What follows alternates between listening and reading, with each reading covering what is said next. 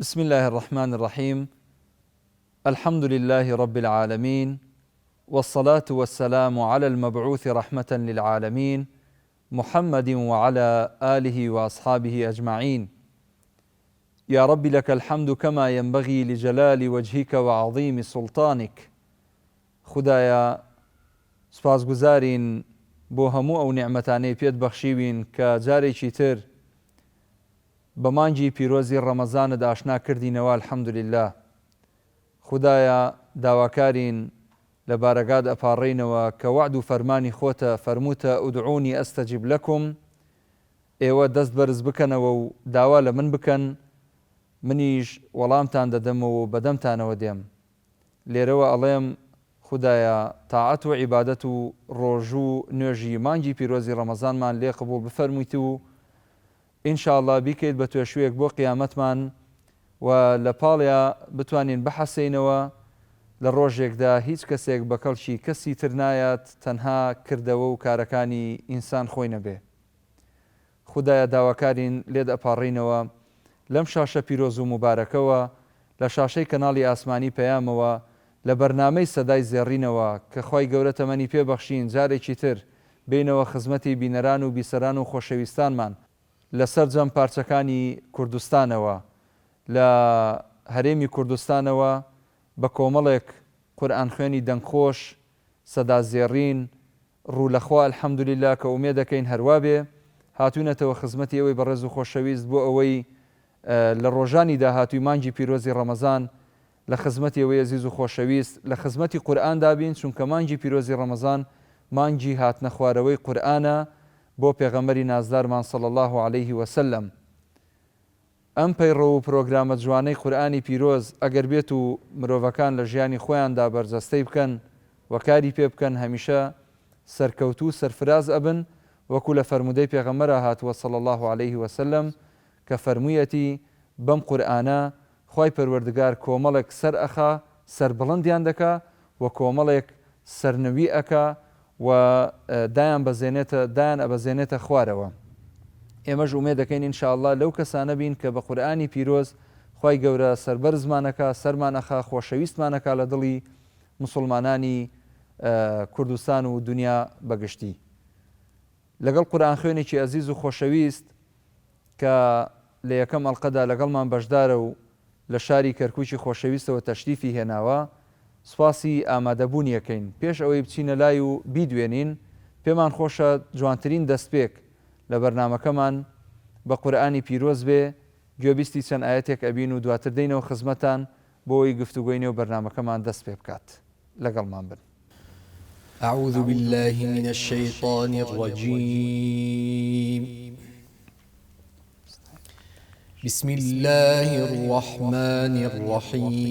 الرحيم. إنا فتحنا لك فتحا مبينا الله ليغفر لك الله ما تقدم من ذنبك وما تأخر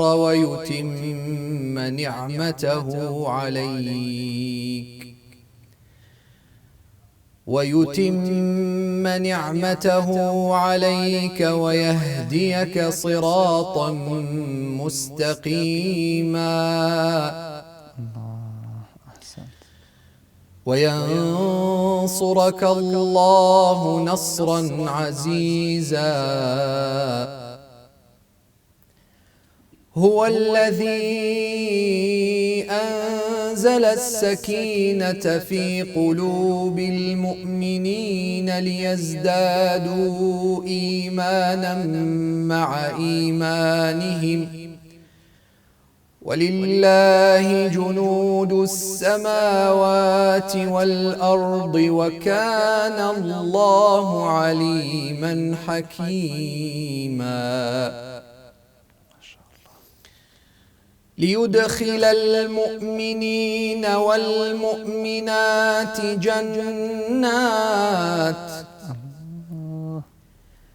جنات تجري من تحتها الأنهار خالدين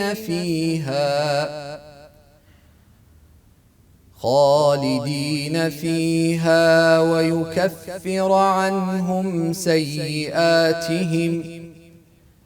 وكان ذلك عند الله فوزا عظيما ويعذب المنافقين والمنافقات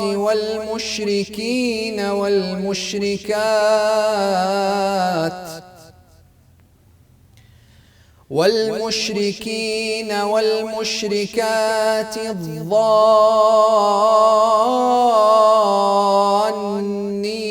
بالله ظن السوء عليهم دائرة السوء وغضب الله عليهم ولعنهم وأعد لهم جهنم وغضب الله عليهم ولعنهم وأعد لهم جهنم وساءت مصيرا صدق الله العظيم وصدق رسوله الكريم ونحن على ذلك من الشاهدين الشاكرين. خۆشەویستان و بەڕێزان، ئەمەوێ ئاماژە بۆ بکەم کە ئێمە هەر جارە و لەگەڵ قورئان خوێنێکی خۆشەویستی هەرێمی کوردستان و سەرجەم شارەکانی تر، واتە مەرج نییە تەنها هەرێمی کوردستان، ڕەنگە دەرەوەی هەرێمی کوردستانیشی تیا بێ، هەروەها ڕەنگە لە خواروی عێراقیش ئێمە قورئان خوێنمان بانگهێشت کردبێ و لە خزمەتیا بین. بۆیە ئەمەوێ ئاماژە بۆ بکەم ئێمە بە درێژایی مانگی پیرۆزی ڕەمەزان لە خزمەتتانە بین لە پێشەشکردنی بەرنامەی سەدای زێڕین بە یارمەتی هاوکارانم، هەم لە بەڕێوەبەرایەتی کەناڵی ئاسمانی پەیام، هەم لە برایانی تەکنیک و وێنەگران و دەرهێنەران و هەموو ئەو ئازیزانەی کە لە خزمەتکردنی قورئاندا دەستێکی باڵایان هەیە. بۆ ماوەی زیاتر لە 7 ساڵە تقریبەن ئێمە لەم بەرنامەیە لەگەڵ ئێوە عزیز و خۆشەویست بەردەوامین. مامۆستا زۆر بەخێر بێن، جارێکی تر دەبوونتان سەربەرز بن یاخوا خی پەروەردگار پاداشتی خێر بداتون ئینشاءڵڵا. سەربەرز بن یاخوا. مامۆستا ئەحمەد کەرکووچی کێیە و کەی لە دایک بووە؟ هەڵبەتەوە ئارەزومەندانەیە ئەگەر جەنابەت ئاماژەی پێ بکەیاننا و خەڵکی شارێکە ئێستا چ کارەیە؟ بەڵێ.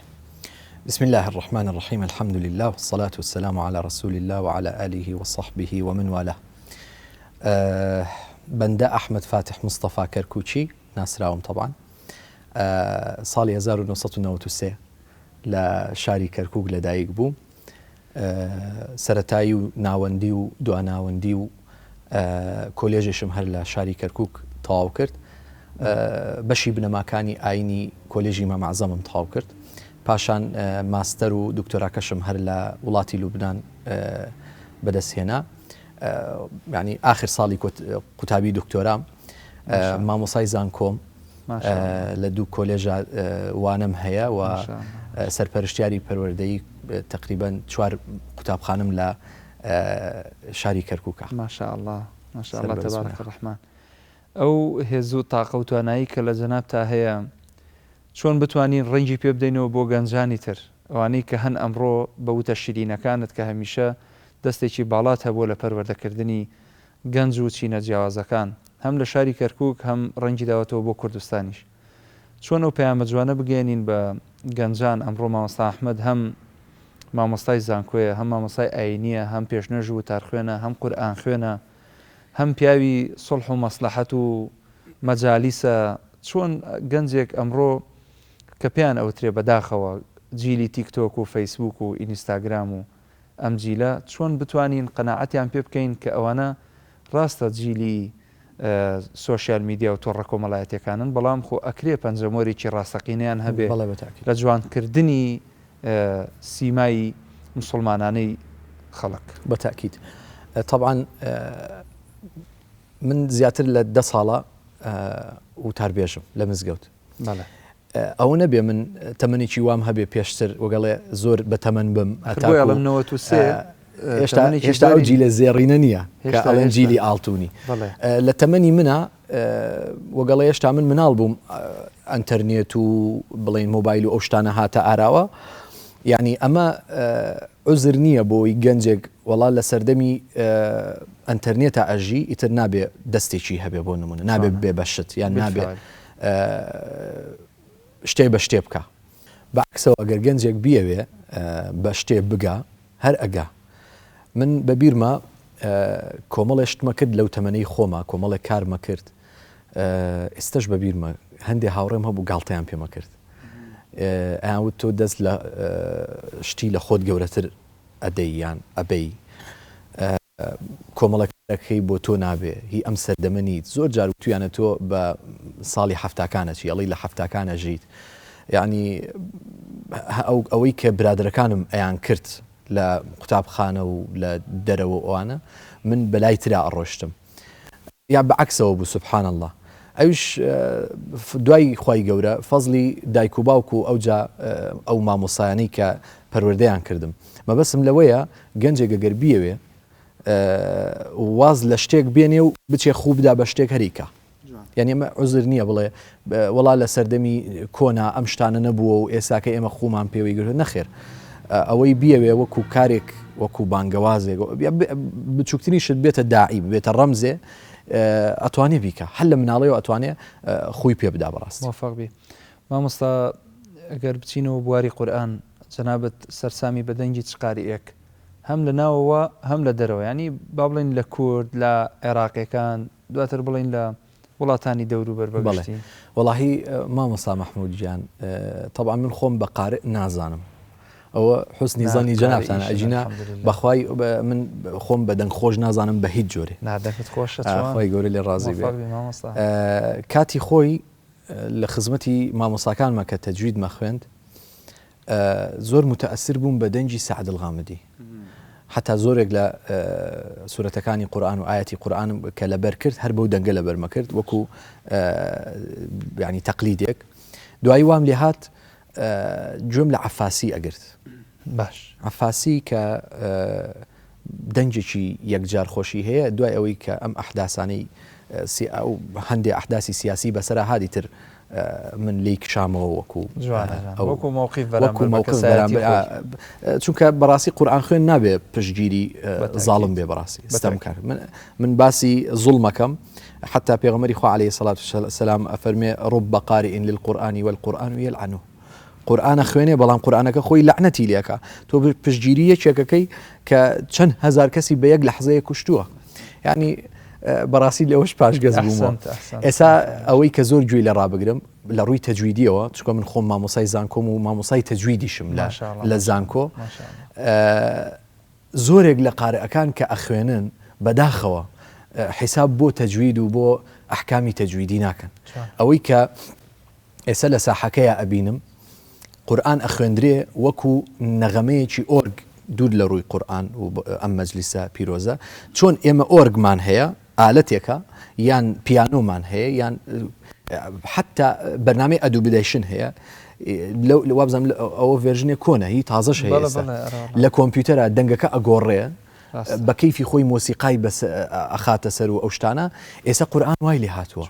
ینی من قاریئی وان بینیوە دەنگەکە بزەبت مۆسیقایە هەر دەنجی خۆیەتی بەسکردوێتی بە مۆسیقا بەڵام بە قورئان ئێمە بەڕاستی جایز نییە اینجا لەبەرەوە زۆر احتیمادم لەسەر ئەم قارئە گەنجەکان بەتایبەت ئەوەی ئێستا ئیلا بەدەگمەن نەبێ هەیە بەلوتە خوێنێ هەموو قیرەعەکەی بەلوتە کە ئەمە بەڕاستی لە ڕووی تەجویدیەوە خراپە ئێمە تەنها دوو حرفمان هەیە غونەی لەگەڵایە صفەتی غونەی لەگەڵە کە نون و بەڕاستی میمە تۆ ئەبینی لە یەکەمەوە هەتا ئەخیر بەلوتە خوێنێ کەمە غەڵەتە هیوامان هەیە دەستکاری ئەکا بە کۆمپیوتەر ناتوانانی ئەتیماتکەیتە سەری بەڕاستی ئەوەی کە من زۆر سەرسامی بووبێتم و زۆریش حەزم پێێتی دەنجی دوو کەسە لە نەمەتی عێراقی دەنجی حافظ خەلیل و نەمەتی مصریش دەنجی منشاوی بەڕاستی عربەکاڵی لا تووسف زۆر سەرسامم بەو دوو کەسایەتی ئێمە حەزمان لێ ئەگەر بزانین مامۆستا ئەحمەد کە پێشنوێژیەکە لە مزگەوت بەچی شێوازەکە خوێنێ هەم بە سوورەتی فاتیحاوە هەم بە سوورەتی دوای خۆی من خۆشی جومان لێ بێ وەڵاهی کاتی خۆی عقدەیەکم لەگەڵ ئەم بابەتەیە هەبوو کاتێک کە ڕەمەزان هاتە پێشەوە زۆر حەزمە کرد مەقامەکان بگۆڕم دەسمدایە مەقامات کەمێکم خوێند وەکو مەقامە ڕئیسیەکان حەود مەقامەکە توانیم سوورەتی فاتیحە بە حەود مەقامەکە وەگەڵێ زەبط بکەم لە هەر ڕکعاتێکە بە مەقامێکم خوێن ئیتر ئەوە بوو ئیقبالێ زۆری هەبوو خەڵکێ زۆر حەزی پێ بوو ئەوانە سوپاس بۆ خوا لەلایەنەوە باش بووم ئەوەی کە لە تەراویح و لە کاتی نوێژ و ئەوانەیە طبعا نەمەتی تەرتی لە خوێنین هەروەکو سعد غامدی و عەفاسی و ئەو جۆرە بابەتانە هەم قیراءەتی عێراقی ئەگەر لی نەزانێ ئەو کەسە وای لێ دێ نوێژ خوێنەکان بێزارە بن چونکە پێویستی بە تەئەنی هەیە قیراءەتی عێراقی لەگەڵ مسرە پێویستی بە وەستان هەیە پێویستەکە کۆمەڵێ وگەڵێ درێژی کاتەوە تەرەیوتی ئەوێ کەی نەفەس وەرەگری بەتەئکید خەڵکی عوامیش پێویستی یعنی حەزی بەو شتە نییە لە کاتی نوێژە ئەبێ پەلەیەکی لێ بکەی بۆی کە هەم ئەو ڕابچێشی بەلای خۆتا دەنگەکەت بە جوانی بڕواوە هەم بابەتێکی ئەوە گەڵێ چەند ئاەتێکی درێژتریش بخوێنیتەوە ئەحسەنتم موفق بن با جومان لە دەنگت بێتەوە جارێک لە خزمەتدا بۆ کاتی خوێندن واتە لە کاتی پێشنوێژیە مامۆستا بە فاتیحە و سوورەتی دوای خۆی و چۆنێک خوێنێ بەس با کورت نەبێ با تۆزێکی بڵێ ئەگەر بکرێ مەسەلەن بە مەقامەکان فەرموو بە مەقامی بەیات بسم الله الرحمن الرحيم الحمد لله رب العالمين الرحمن الرحيم مالك يوم الدين إياك نعبد وإياك نستعين اهدنا الصراط المستقيم صراط الذين أنعمت عليهم غير المغضوب عليهم ولا الضالين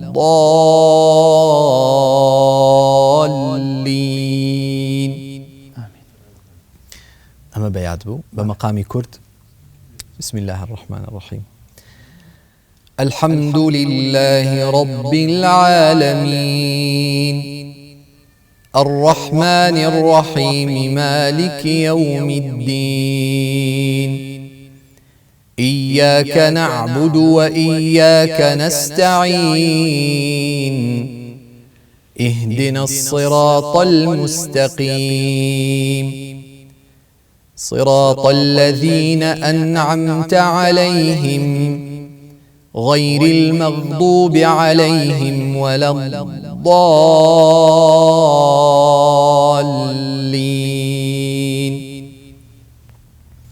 مقام رست بسم الله الرحمن الرحيم الحمد لله رب العالمين الرحمن الرحيم مالك يوم الدين إياك نعبد وإياك نستعين اهدنا الصراط المستقيم صراط الذين أنعمت عليهم غير المغضوب عليهم ولا الضالين أحسنتم بمقام نهاوند أقر بيت بيرم بسم الله الرحمن الرحيم الحمد لله رب العالمين أو بيات يعني كم بيركدنوي الحمد لله رب العالمين الرحمن الرحيم مالك يوم الدين إياك نعبد وإياك نستعين اهدنا الصراط المستقيم صراط الذين أنعمت عليهم غير المغضوب عليهم ولا الضالين.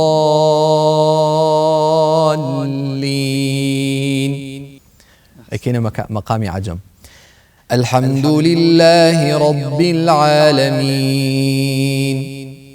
الرحمن الرحيم مالك يوم الدين إياك نعبد وإياك نستعين اهدنا الصراط المستقيم صراط الذين أنعمت عليهم غير المغضوب عليهم ولا الضالين.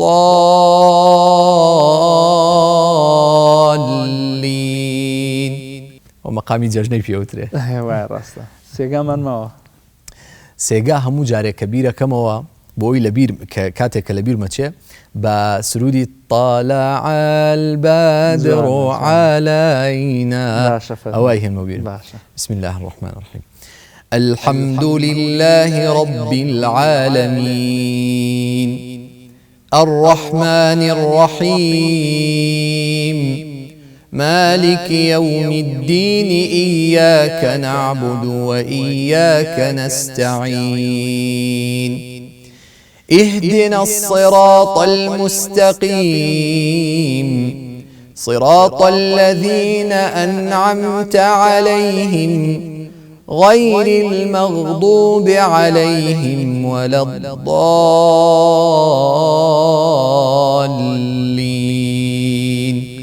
آمين. أحسن. خسر برزبن. خافداش ذات الله يقول لي تعرض.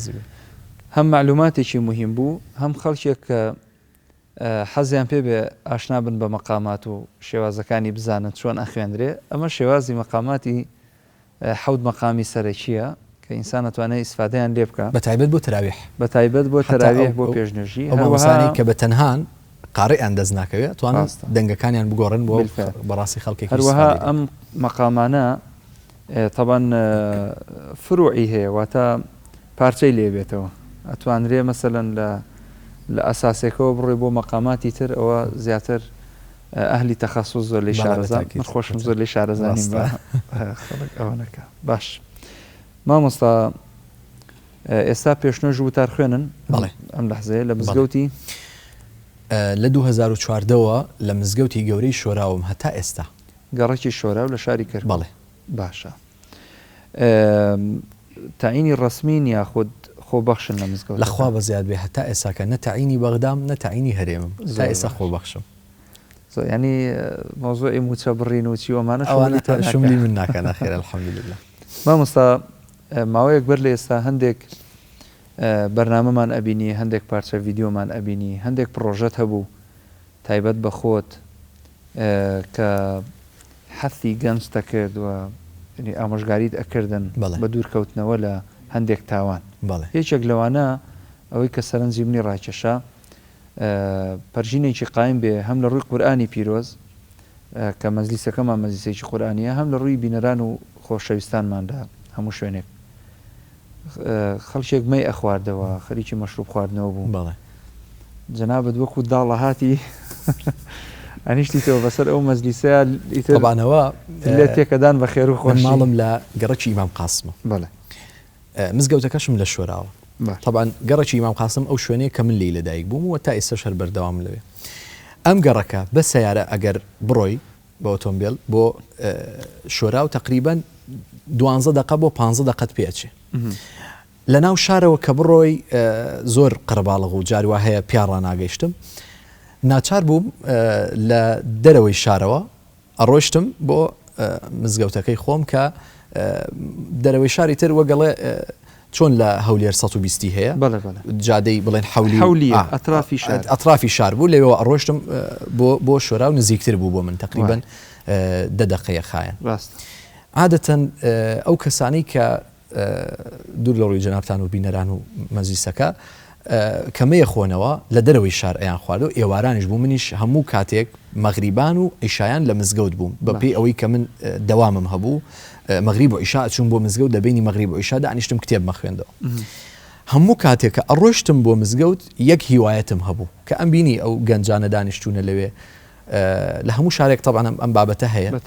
هیوایەتم ئەوە بوو جارێ لە جارەکان بچم لەلایەن دابنیشم نەک بۆ بڵین خۆشی قسە بکەم لەگەڵیانە یادی بەخێر مامۆسایەکەم هەبوو طبعا من ئەمە لەو فێر بوو برادرم بوو وتی جیرانێکمان هەبوو مەشروب خۆر بوو ئەیوت نەمەزانی چۆن ناوی خوا بدەم بەگوێیە هەر هیچ نەکەم هەر ئەو نە بڵێم خوا هەیە وتی ڕۆژە نەخۆش کەوتم نیش بەس بە فرسەتم زانی بچم بۆ ماڵیان بار بوو بە سەردان و نەخۆش و ئەوانە وتی وڵات چوومە ژوورەوە لە دەرگامدا خێزانی و ئەوانە کردیانە و چوومە ژوورەوە سیرەکەم وا دانیشتووە ئەخواتەوە باش وتی ئەویش کە منی بینی مامۆستا و مزگەوت و ینی ئەتر تێک چوو وتی کە تێک چوو هەستایە مامۆستا بەخێر بێ ئەوانە وتی منیش زۆر احتیادی مامەڵم کرد لەگەڵە دانیشتم لەگەڵ ئەوانە وتی شەرمەزار بوو کە شەرمەوتم هیچ شەرمەکە زۆر ئاساییە هەر بۆ نەخۆش نەبووی وتی بەرەوەڵا وتی بۆ نەخۆشیاتون بۆ لا ناقم چێ بەسەرتەوە وەڵاوتی لە تەنیشتی دانیشتم و ئەوانە لە دواییە کۆتاییمان پێ هێنا و ویستم هەڵسم نەمەزانی چۆن مەوزوعی لەگەڵا بکەمەوە ئەی ترس لەلایەک شەرم لەلایەک حەزیش ناکەم ئەو شەرمەزار بیان وتی وەڵا پرسیارێک هات بە مێشکما وتم کاک فڵان خوای گەورە پارەی داوە پێ پارەت هەیە پارەداری وتی ئەرە وەڵا خوای گەورە ئەوەی داوە پێم حەوت پشتمە توانێت لی بخوا وتی وەڵا ئەوەنە بە خەیاڵمە هات پێی بڵێ مام فڵان تو پێویستەکە زۆر سوپاسی خوا بکەی وتی لەسەر چی وتی وەڵی سوپاسی خوای ئەوێ خوای پەروەردگار پارەی پێت داوە بیدەی بەو شتەی کە حەزت پێیەتی ئەوە سوپاسی ئەوێ وتی ئەوە نەموت پیا و ڕەنگی بوو بە زەرد ینی بوو بە لیمۆ ڕەنگی زەرد داگیرسە وتی کە هەڵسانی تر دەستی کردە گریانێ دەستی کردە تەوبەیەک هەتا ڕۆشنێتەوە پێڵاوی بۆم داناوە و خوا حافیزی لەم وتی تەوبە بێ تر تەواو تر ئەم بابەتە زۆر حەزمە کرد کەسێکی ئاوا کە لە مزگەوتەوە قساکە تەنها تەوجیهاتەکانی بۆ خەڵکێکی ناو مزگەوتە ئەم قسانە بچێتە دەرەوەی مزگەوتیش چکە بە تاکید ئەوانەی دەرەوەی مزگەوت نایەنە ناو مزگەوت هەر ئومنیەتێک بوو هەر ئەهاتمە ئەچووم بەڕاستی لێتی ناشارمەوە جورئەتێکی ئەویست ئەو جورئەتەم هەتا ئەو کاتە پەیان نەکردبوو و ترسیشم هەبوو بەڕاستی چونکە ئەم دوو وەسەتە ترسم هەبوو بەڕاستی اینجا ساڵی 2019 بوو لەگەڵ کۆمەڵی مامۆسای بەڕێزە دانیشت بووین ئەم بابەتە کرایەوە منیش بە باشم زانی اقتراحم کردوتم ببوونی مانگی مەولودەوە بوو ئەوە کۆبوونەوەمانە کرد باسی دوو شوێنم کردوتم یان بچین بۆ سزنەکان بۆ لای سزنەکان ببوونی مانگی مەولودەوە تەوجیهاتیان پێ بدەین یانەوە تا بچینە کافتریاکان ئەو کاتە مەیوئوانە نەبوو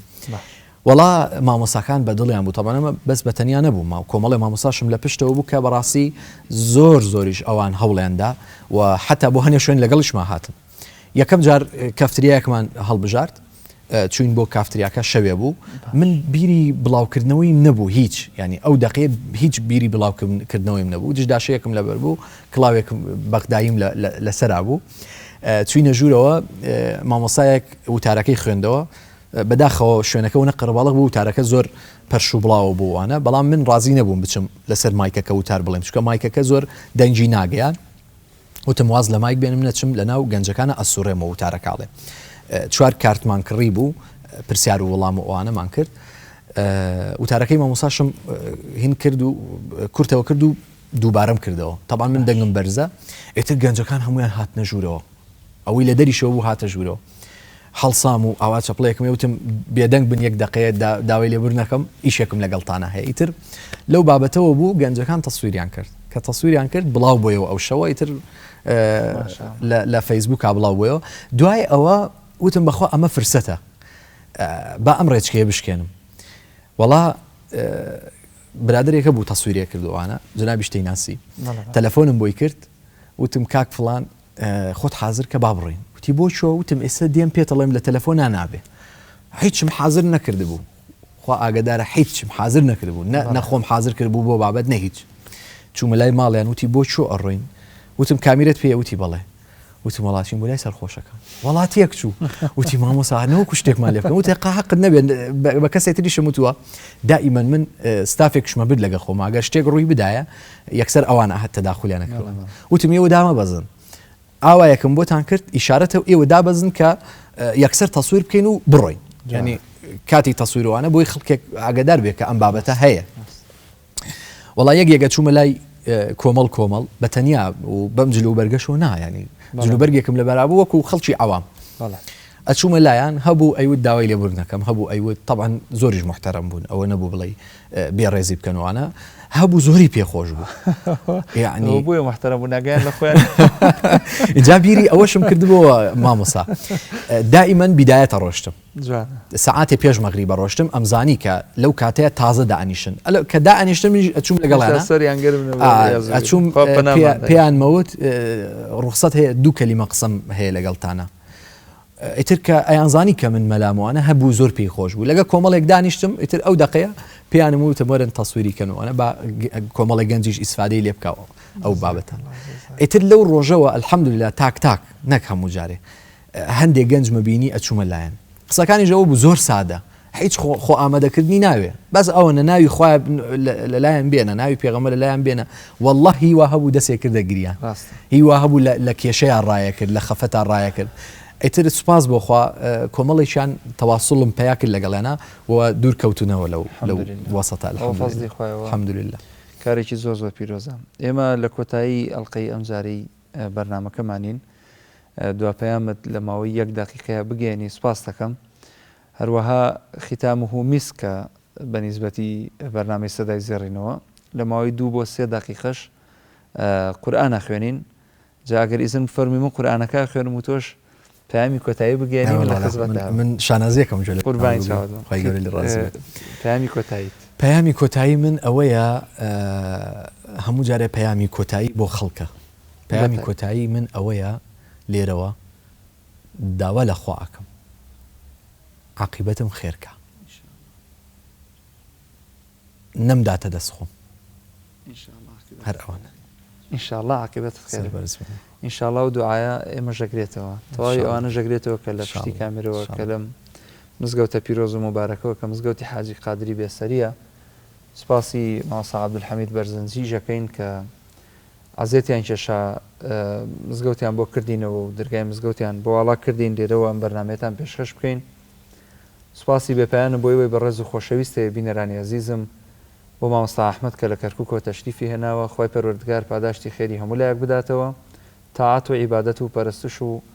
ڕۆژ و نوێژی ئەم مانگەتان قبول ببێت ئینشاءالله تەنها بە چەند ئاەتێک لە قورئانی پیرۆز کۆتایی باڵقەی ئەم جارێ بەرنامەکەمان دێت تا ئەڵلقەیەکی تری بەرنامەی سەدای زێڕین بەخوای گەورە و میهرەبانتان ئەسپێرم السلام عەلەیکم وەڕەحمەت الله وبەرەکاتوه أعوذ بالله من الشيطان الرجيم بسم الله الرحمن الرحيم إن للمتقين مفازا حدائق وأعنابا وكواعب أترابا وكأسا دهاقا لا يسمعون فيها لغوا ولا كذابا جزاء من ربك عطاء حسابا رب السماوات والأرض وما بينهما الرحمن لا يملكون منه خطابا يوم يقوم الروح والملائكة صفا لا يتكلمون إلا من أذن له الرحمن وقال صوابا ذلك اليوم الحق فمن شاء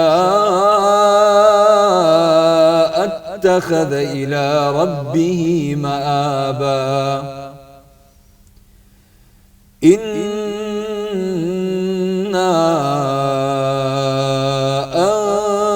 أنذرناكم عذابا قريبا يوم ينظر المرء ما قدمت يداه يوم ينظر المرء ما قدمت يداه ويقول الكافر يا ليتني كنت ترابا.